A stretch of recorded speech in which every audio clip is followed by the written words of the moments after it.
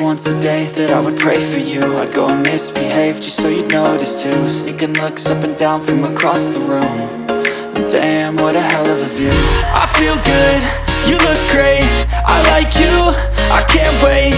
A first time, a first date. You're so fine, I'm so late. You sip wine, I drink straight.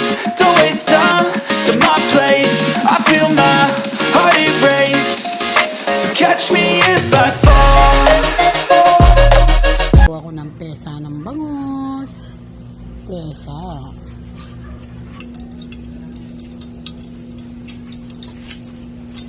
Sibuyas.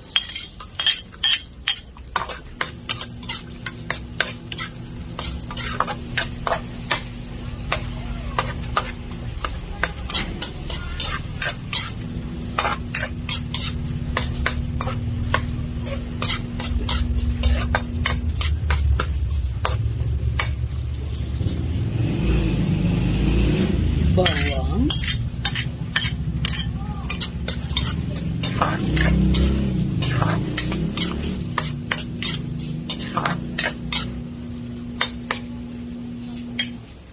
Luya.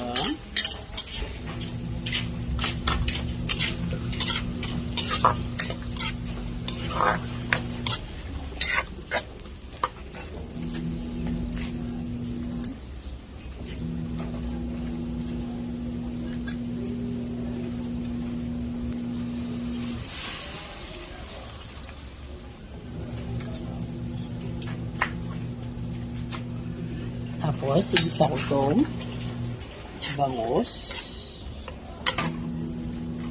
Isa ko sa luya na may patis. Yan. Ganyan lang po. Yan po ang ginagawa ko.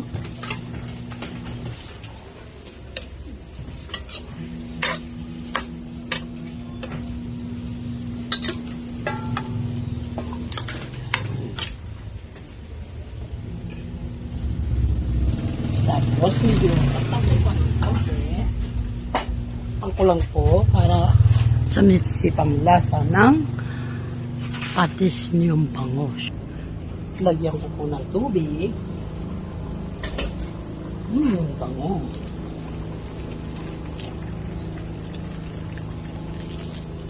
Para po kumulo siya agad. Ganyan po ang pesa ko. Sarap po kasi yung masabaw. Yan. Yan po.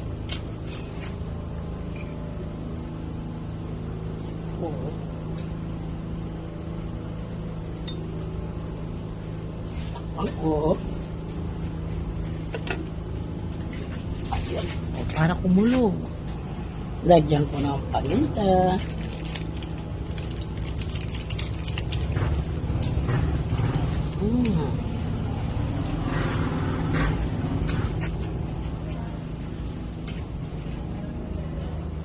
Ilalagay ko na po itong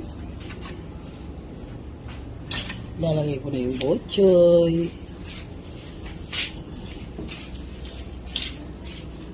singkang sa Kapampangan. Ayan, botchoy sa English yata o sa Korea, botchoy. Kami sa Kapampangan singkang. Yan po. Sarap po yan. Tapos takpan ko. At lalagyan ng isang magic syrup.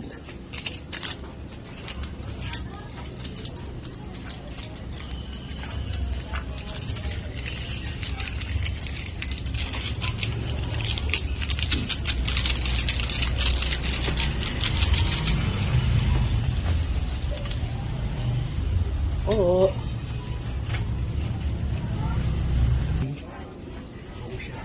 Ayan po ang aking pesang bangus. Kahit po yung dalag, pwede rin. Basta isda, kung gusto mo makahigop ng sabaw. Ayan ang aking sabaw na pesang bangus. Ano po kasi ang pambansang ulam? Bangos. O adobo. Sigman po. Wow, ang sarap ng aking sabaw. Pakuloyin pa ng konti. Ayan po, luto na po yung ulam namin. Kakain na po kami. Ayan. Ayan po, salamat sa video ko. Salamat. Yan po ang bagong kong recipe na Pesang Bangus. Ayan, ang sarap.